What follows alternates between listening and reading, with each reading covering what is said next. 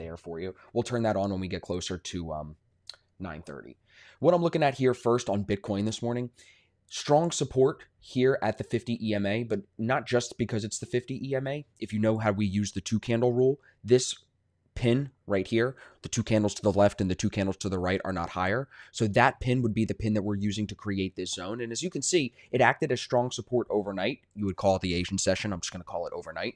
It had strong support here overnight. So I'm wondering, is it going to hold here, cross our 8 and 21 EMAs back up and send us higher? I'm not sure. And if it does break the 50 EMA to the downside here, that would indicate it could drop lower to the 200 because you have bearish divergence present on top. That's showing with the white line.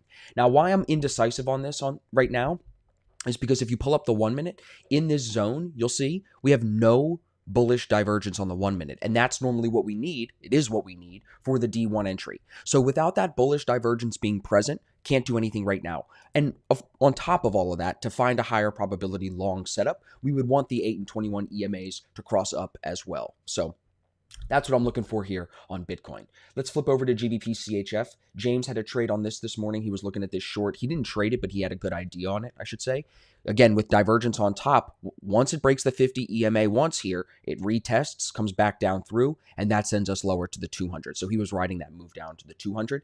I have it on the watch list here just to mark up that idea later. I wanted to really show you guys this. If you remember yesterday, I called this position, not that we really loved this entry because it was the first break of the Asian range. Normally we look for a retest, but this just broke, retested with a pin, and then just fell away all day holding the 8 EMA. Overnight, kind of sat sideways as expected during the Asian session, but once the London session opened up again, bearish market sentiment, this thing has just been holding that 8 EMA beautifully. It's down 196, about 200 pips from the entry idea yesterday. So with some patience, moving your stop appropriately, taking pieces off as it falls each R multiple, you could still be in this trade potentially today if you would have taken the position yesterday. I just didn't love the first break of the Asian range and that the EMAs could have been in a little bit cleaner of a trend yesterday. You could have had the 200 under the 800, and you have a swapping market sentiment line right here as well. So a couple of things were wrong with this yesterday, but definitely an A1 2-candle formation. That's in our beginner course. That's like the bread and butter A1 entry right there. So that's extended lower. Looking over to EURCAD, same thing. Look at the extension here. Not as clean here. In fact, I want to go back to GCAD and show you overnight. If we actually erase this and go look in here. So on the right side, I have the 15 minute. On the left side, I have the 1 minute. Right in here as it hits the 50 EMA overnight last night and comes lower. That's kind of what I'm looking for on Bitcoin right now. Here, though, look, you have the bearish divergence, whereas, like I said, on Bitcoin, we don't have the divergence on the 1 minute yet. So here, last night, off that 50, you've got 1 minute bearish divergence. If I sync this up, you'll see it on the other side right there, off that 50 EMA, right? And from there, it makes lower high, breaks the 50, pulls the L50 into the sell zone right here, and it holds that L50 in the sell zone for hours, all the way till 3 a.m. basically. From before midnight, from like 11 p.m. to 3 a.m., all it was doing was dropping in your favor. That's this nice push here as the Asian session kind of wraps up and it moves into the London session. And that's using the divergence as like a D1 entry off the 50 EMA and then catching that move lower. And I know some of the guys in ASFX caught this move, so that's a good thing to see. I like that you guys are up early catching this thing. I was asleep, so I was not taking advantage of that.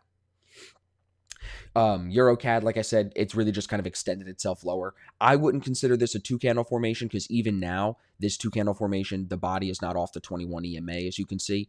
So, and you would know, and the reason I'm saying that is because as this has dropped, it's probably yanked the 21 lower. So even as it's pulled it lower, it's still not off the 21. So it definitely wasn't off the 21 in the live moment. So that's why EURCAD is there, because it's got that clean trend, just hasn't given us a signal. Euro USD broke out for a new low a day a few minutes ago. I'm curious to see if this wants to continue lower as the dollar index just wants to continue to move higher. And then we've got CAD JPY here. Market sentiment was very bullish from yesterday, kind of switching zones in the Asian session into London session, holding the buy zone overnight. It looked great today, but it just hasn't come back to the 21 EMA. And normally I'm not entering trades just off the 8 EMA like this. So nothing here as far as an entry. USDJPY had a bullish market sentiment here today. Let's take a look at this coming off the 800 EMA. I see Willie's in the black shirt chat talking about this. Yeah, so he's looking at this because here on UJ, if you look, you've got bullish divergence here on the bottom. RSI is rising. Price action is falling. Once that's set in, you're looking for the bottom, which you have right here. higher low here. And then from there, you get some nice lift. It's pulled that market sentiment line on the 1 minute up into the buy zone. That's nice. Now, I don't love this type of a trade because you're trading long when it's in a downshift. But if you like buying off significant levels, buying it off the 800 here makes a lot of sense. Yes, the 50 EMA is in your way. Yes, that 21 and the 8 EMAs are in your way as well. But still, if you're buying it off a significant level, you'd expect some type of hard bounce, especially because of what this did last night at this level. It pushed right off of it. So naturally coming back to it, it'd be a good level of support. And now it's actually just closed for a new high of day. Not a great D1 setup because normally I'm looking for the retest once the L50 gets in the buy zone. And as you can see, once the L50 gets in the buy zone here, it does not give the 50 EMA retest. But still, the divergence setting up that idea. That just shows you how powerful divergence is. We can be looking for this everywhere on all pairs, you know? Now, going into the stock market open this morning, strong moves on all the indexes overnight. NASDAQ's already up almost 2%, 1.8%. US 30 is up almost 0.8%. The S&P 500 is up over 1%. So strong moves yesterday following the bullish moves during the market open hours yesterday. Now, futures today, I think, are green. Let me take a look on CNBC really quick. Yep, futures are green. So I'd almost expect the bullishness to continue here on the NASDAQ and US 30. Maybe what they do again, just like yesterday, is they'll dip at the open, which would potentially offer good buying prices to get in at a lower buying price, and then kind of retrace that dip and continue back in overall trend. So we'll watch those at the open, and we're watching Bitcoin here to see what it wants to do, if it wants to break this zone to the downside or if it wants to hold the 50 and come higher. It's right at a make or break point right now, so that's why I like watching this. Any questions on that? But that's basically everything I've got this morning.